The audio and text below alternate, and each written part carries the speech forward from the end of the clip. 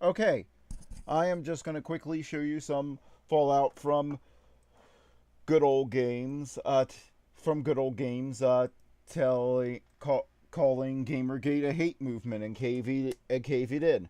I'm going to show to a journalist, to a so-called journalist who called for the murder by spine removal of anyone who of gamers. Yes, the journalist who complained about the Postal 2 tweet that I'm sure you've all seen, that I'm sure you've all heard about. He's the guy who he this person also called for gamers to have their spines removed, said that they'd like to kick their spines out. And I'm the one who should feel ashamed. Okay, good old games. You were my go to digital storefront. I went to you before Steam. Well, guess what? Look at this. Here is some fallout for you.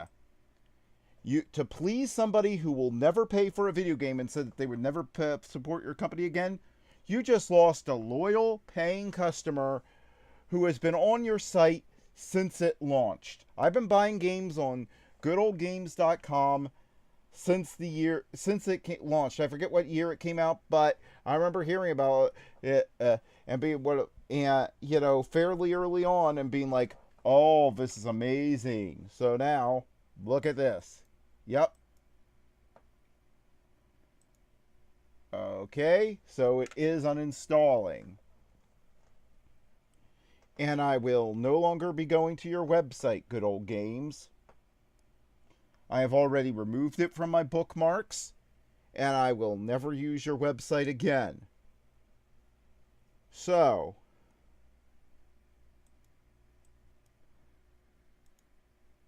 yep, here is some fallout, good old games.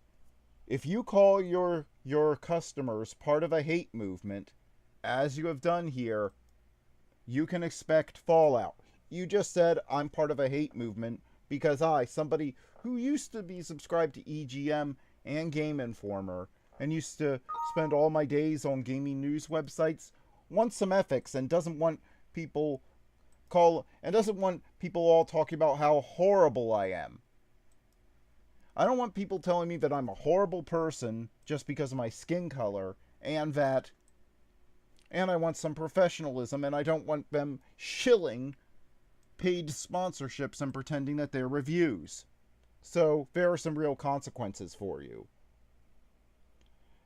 Good old games, you are done. We are done. You just lost a customer.